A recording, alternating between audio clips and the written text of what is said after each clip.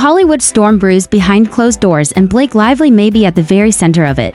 But is she seeking justice? Or hiding something? YouTube is buzzing, timelines are flooded, and the whispers have grown too loud to ignore. The woman who once captured hearts in Gossip Girl and walked red carpets hand in hand with Ryan Reynolds is now facing intense backlash, not for a performance or a film misfire, but for allegedly launching a legal crackdown on YouTubers and creators. The root of it all, the long-awaited adaptation of It Ends With Us, a film surrounded by controversy, confusion, and an army of whistleblowers who say something isn't right.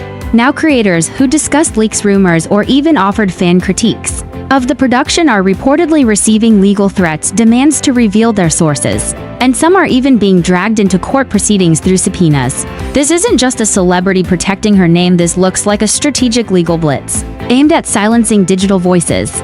But here's the real question: is Blake Lively the mastermind of this media sweep, or is she being used as a shield for a much bigger machine? Is the goal truth or control? Let's break it all down piece by piece and let you decide what's really going on with Blake Lively, the It Ends With Us whistleblowers, and this mounting tension between Hollywood and online commentary. To understand this legal firestorm, we have to rewind to the beginning of It Ends With Us, the highly anticipated adaptation of Colleen Hoover's best-selling novel.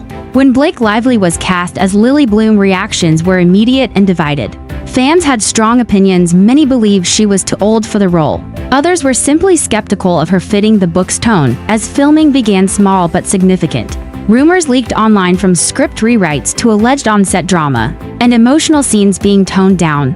Creators on YouTube, TikTok, and Twitter started covering these developments, often citing anonymous sources, inside leaks, or fan-sourced content. Then came the whistleblower era. Videos emerged detailing possible creative conflicts, last-minute changes, and scenes that allegedly strayed from the book's domestic abuse themes. Some creators argued that the story's impact was being diluted for marketability. At first, these videos were treated like typical Hollywood gossip, but everything changed when a few creators claimed to have inside knowledge, from test screenings to production disputes. Suddenly, those creators began facing pushback. Content was quietly removed.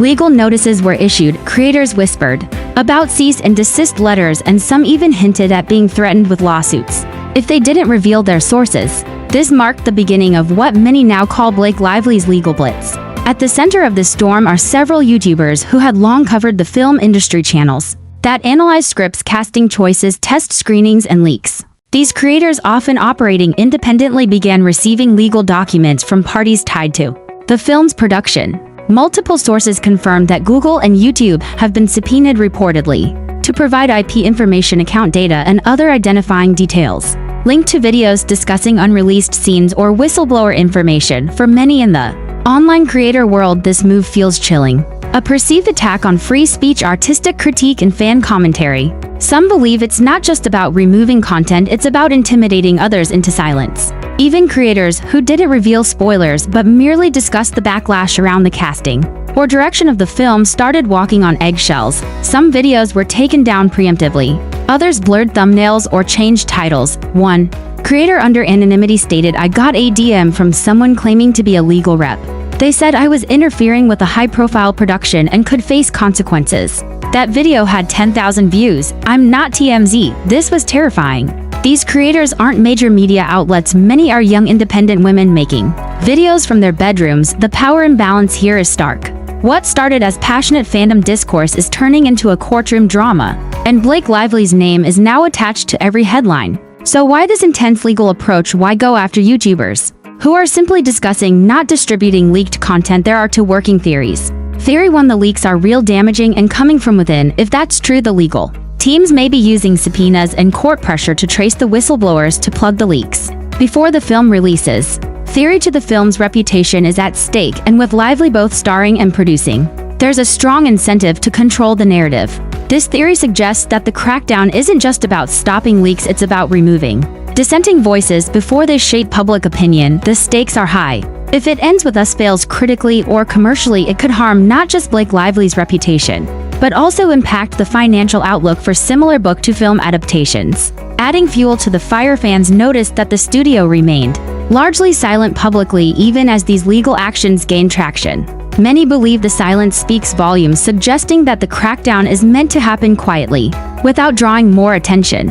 Whether Lively herself is initiating these actions, or her legal team is operating on behalf of broader production interests remains unclear.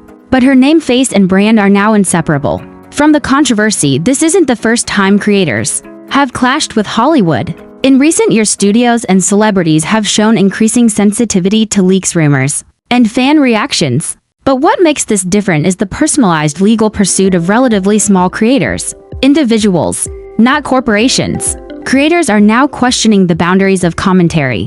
When does criticism become a legal risk? Are reaction videos now a liability? If a creator discusses leaked plot points, even if they don't leak them, are they fair game for lawsuits? There's a growing fear that powerful Hollywood figures are using legal muscle not just to protect IP, but to silence critics before a project launches. This brings us to the heart of the issue. Are we witnessing an evolving strategy, where fame and law combine to control online discourse, or is this simply a desperate response to a real problem, a leak that could hurt a film with powerful emotional stakes? Blake Lively has yet to publicly comment on the growing legal tension surrounding it. Ends with us, but her silence speaks louder with each passing day.